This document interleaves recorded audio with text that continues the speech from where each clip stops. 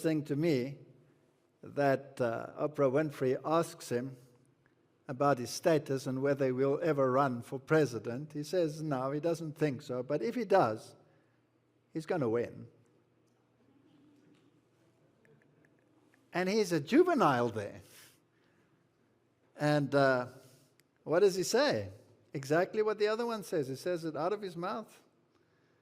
He will force the countries, and he will bring such sanctions on other countries and bring the economies in line and do all of those things that he's doing. This is an agenda that's been coming a long, long time. They have finally come to the point where their plan is going global. That's where we are. And when it goes global, because the beast, did he go to the Vatican? What was he dressed like? In black. What was his wife dressed like? And all those with him, what were they dressed in? Black. This is a game.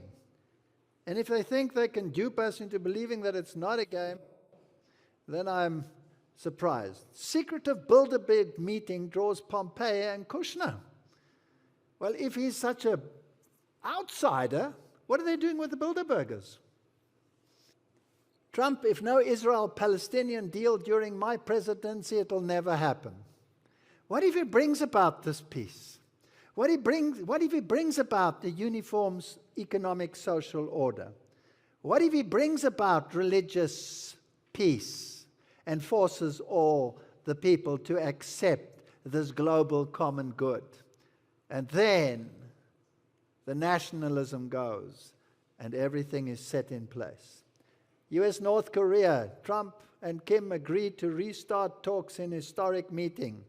He's doing all of these things which previous presidents found unbelievable. His maximum pressure strategy stokes fear of war. And at the same time, the Pope, trolling Trump, donates $500,000 to help migrants try to reach the U.S. They look like enemies, don't they? They are not. They are playing a game with your mind. That is what they are doing. Jesuit chief, no country has the right to turn away migrants. This is the boss speaking. The Superior General of the Jesuits declared this week that no country has the right to turn away migrants. Will you look at the date, please? 24th of August, 2019. The White House is tearing down the wall between church and state. We've been waiting for this for years. We don't even have to read it. The very meaning of the phrase religious liberty and religious freedom, traditionally understood as referring to the right of Americans to practice whatever faith they wish or no faith at all, is being altered to mean that government should foster a closer relationship with those who want to mix their Christian faith with taxpayers' dollars. Religion-related issues, especially if buried in lengthy government documents, can often seem obscure. Yes, they're the masters at writing obscurely, that you don't understand what they are saying. While it is impossible to overstate the long-term importance of the next court appointments, Mr. Sessions and many of his fellow cabinet members offer textbook examples of the everyday perils of entangling religion and politics. So they're arguing against it, but they've lost the cause already. It was left to secular organizations to identify all religion rationalization as the fundamental problem. And the separation of church and state means that we don't base public policy on the Bible or any religious book. Here's an interesting one. Jeff Sessions announces a religious liberty task force to combat dangerous secularism. So they have organizations in place to make sure that you adhere to the common good. We have gotten to the point, he said, where courts have held that morality cannot be a basis for law, where ministers are fearful to affirm, as they understand it, Holy Writ from the pulpit, and where one group can actively target religious group by labeling them hate group on the basis of their sincerely held religious beliefs. You may have your religious beliefs. We're going to see to it, provided they comply to the common good. What if the common good says you must go to church on Sunday? What then? Religious liberty definitions have been expanding over the years. Jesuit to remain as House Chaplain in the new Congress. So this is the House Chaplain of the Democrats. He's a Jesuit. And what is he? He's a liberal Jesuit. The Jesuit who former Speaker of the House, Representative Paul Ryan, sought to oust. He's a liberal. What does he stand for? He's pro-LGBT. His other Jesuit friends are anti. And yet they swear a common oath. Does that make any sense? How can one propagate one issue and the other one propagate against it? This is Hegelian dialectic. This is exactly what it is.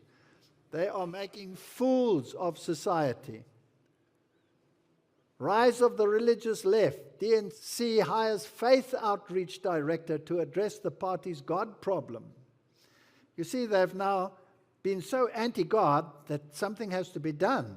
God has to be incorporated. Otherwise, they're going to be history. So it doesn't really matter who's going to win. It doesn't matter whether the Democrats win or whether the Republicans win. That's not the issue. Common good is the issue. Rise of the religious left. DNC hires faith outreach, just another source to show that it's not a flash in the pan. And then Fox News says the whole rebellion against King George was based on the immutable laws of God. This country was founded on Judeo-Christian principles. Where are we going? Do you remember the video clip in yesterday's video in The Fall of Babylon Part 1? What did Angus Buchan say? We are going to implement what? The Ten Commandments. That's a global issue. Here you have the same issue. It was based on the what? The immutable law of God. Which law? The biblical one or the papal one?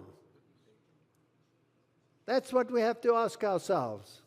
So the Democrats are surrounded by the Jesuits, and who is this man surrounded by? What is this man? What is that man? What is that man? And what are these crosses they are wearing around their necks? Well, this one's wearing that one, and this one is wearing that one. This one is a Marian one. Well, let's make this one a little bit clearer. It's an exact copy of what the Pope wears. Now, why would he wear it? Why would he wear this cross? With a man standing like this, who happens to be a Cyrus. Well, let's have a look at the Scottish Rite Journal, 33 degree Scottish Rite Journal. An X is an ancient symbol for change or transformation, long associated in medieval and Renaissance art with the coming of the Messiah who shall make all things new. Which Messiah are they waiting for? They're not waiting for mine. And the Bible tells us that he will appear as an angel of light and he will impersonate Jesus Christ. We are on the edge of stupendous movements. And this Pope has chosen this cross to show that now is the time. And the people standing behind Donald Trump are wearing that same cross. And the opposite Hegelian Jesuit is standing with the Democrats. It doesn't matter which one wins. This is just a game. The time is not far distant when the test will come.